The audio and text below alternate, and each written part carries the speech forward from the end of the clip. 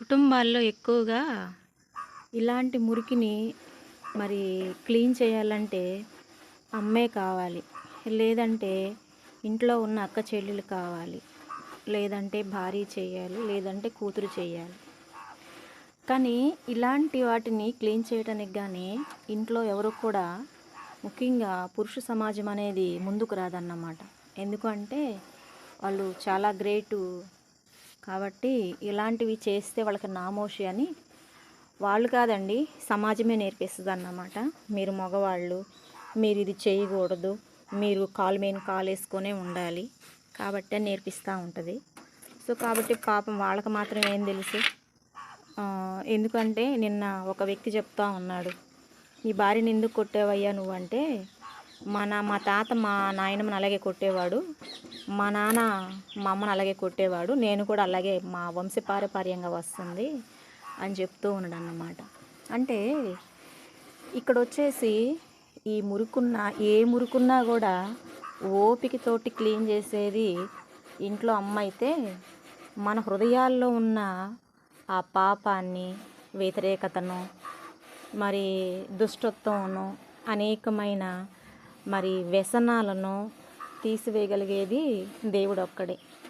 కాబట్టి చాలామంది ఏంటంటే నామకార్థ భక్తి కాకుండా మరి మనం ఒక్కోసారి ఇదైతే క్లీన్ చేసుకోగలిగాం, కానీ మన హృదయంలో ఉన్న మురికిని, మాలిన్యాన్ని మనమైతే కడుక్కోలేమండి. అది ఎవరి వల్ల కాదు, మనకు చేత కాదు, కడిగినా కూడా అది పోదన్నమాట.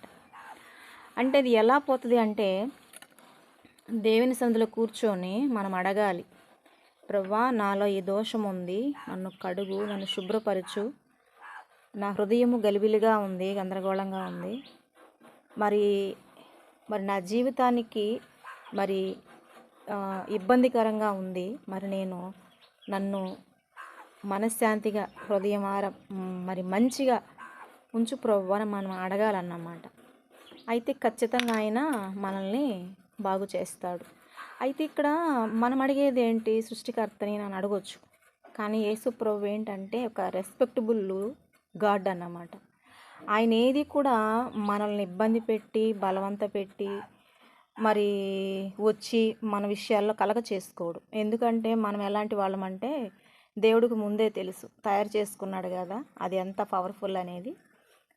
ఆది కాండంలో ఉందన్నమాట, బాల్య దినములు ఉందే మానవుని హృదయం అంట బహు చెడ్డది అంట, అది బహు వ్యాధి గలదని చెప్తున్నాడు. కాబట్టి దేవుడు దగ్గరికి వెళ్ళి మనము ప్రవ్వా నాకు ఇది చేసి పెట్టు, నా వల్ల కావట్లేదంటే చేస్తాడన్నమాట.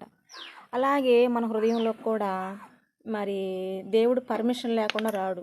చాలామంది తెలియని వాళ్ళు ఏమంటున్నారంటే, మరి మత మార్పిడి చేస్తున్నారు అంటున్నారు, కానీ మన పుట్టిన బిడ్డకి మనము ఇష్టం లేకుండా పాలు తాగించలేము, మాటలు రావు.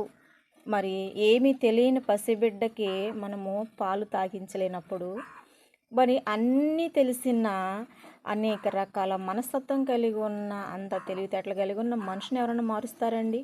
ఇది పిచ్చితరగా కదా మరి జనాలకి ప్రచారం చేయటం. కానీ కాబట్టి ఇప్పటి వరకు మారిన వారు ఎవరో ఎవరికి కూడా మమ్మల్ని బలవంతం మత మార్పిడి చేశారని ఒక్క వ్యక్తి కూడా చెప్పలేదు. కానీ యేసుప్రభు నా జీవితాన్ని మార్చాడు, నేను దొంగగా ఉన్నాను, మరి ఎన్నో పాపాలు చేశాను, మరి ఘోర పాపిని నేను, దేవుడు నన్ను మార్చాడని చెప్పారు. కానీ ఇప్పటి వరకు కూడా ఏ విశ్వాసి ఎవరికి కూడా నన్ను మత మార్పిడి చేశారు అని ప్రపంచంలో ఇప్పటి వరకు ఎవరు చెప్పలేదు. కాకపోతే ఏంటంటే మన స్వలాభం కోసం ఇతరులని బాధ పెట్టడం, మరి వాళ్ళని ఏదో మనం మార్చేయాలన్న అంటే ఏదో బురద జల్లాలని తప్పితే చేయలేరు అన్నమాట. అయితే దేవుడు కూడా మన హృదయంలో ఉన్న ఈ మలినాల్ని, అంటే మనం ఏం పాపం చేస్తాము, మనం ఏం చేయమనుకుంటాం, కానీ మనసులో ఒక చిన్న తప్పుడు ఆలోచన చేసినా కూడా పాపమే, కానీ అది మనం కడుక్కోవటం చేత కదన్నమాట.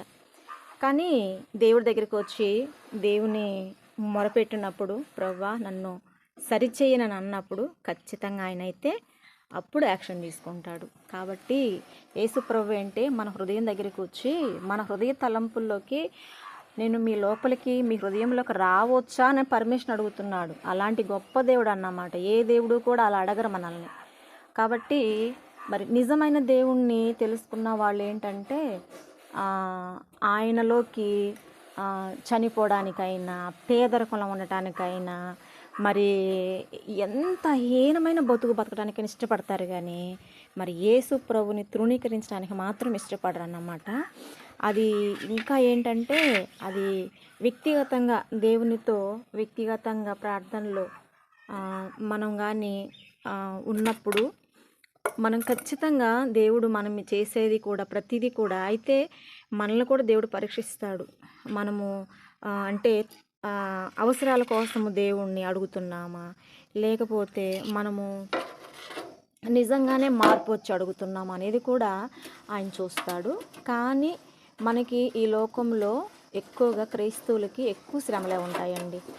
శ్రమలు లేని జీవి విశ్వాసి కాడు.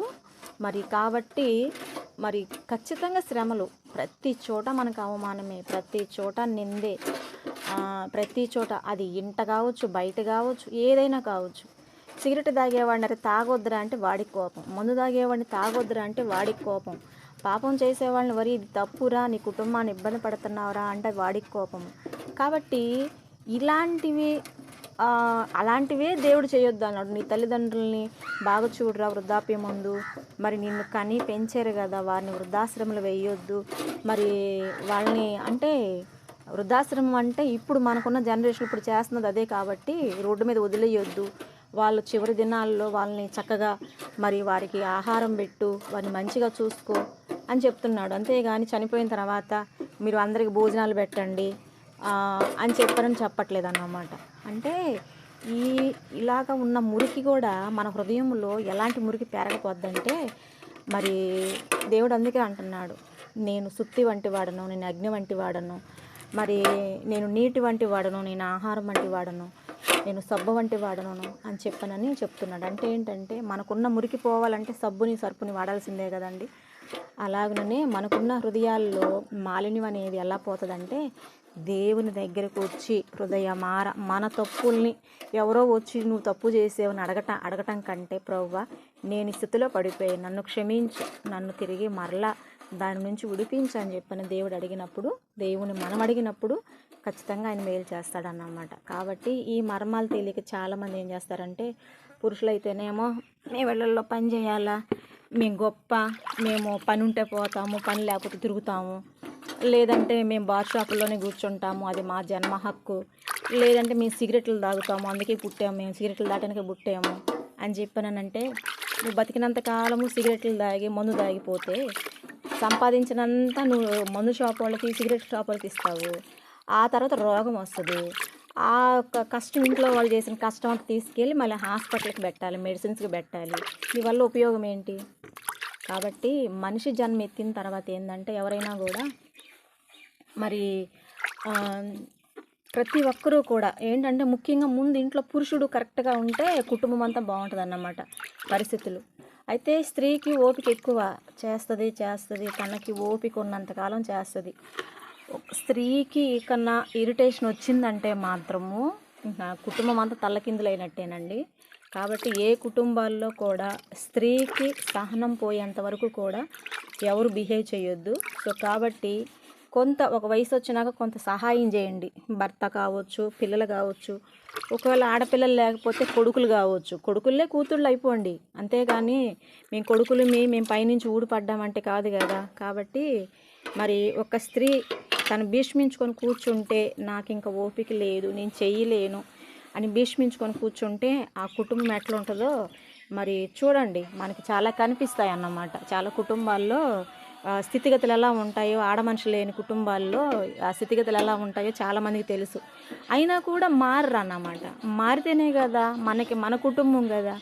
మన కుటుంబంలో మన పనులు మనం చేసుకుంటే, మన అంట్లు మనం దోముకొని, మన బట్టలు మనం ఉతుక్కొని, మన అన్నం మనం వండుకుంటే ఎవరు వచ్చి నవ్వుతారండి? సరే నవ్వేరు, వాళ్ళు పడలేక బయటపడింది, మనకేం కాదు కదా. దానివల్ల మనకేమైనా నష్టమా? సరే మన కోట్ల ఆస్తి ఏమైనా పోతుందా?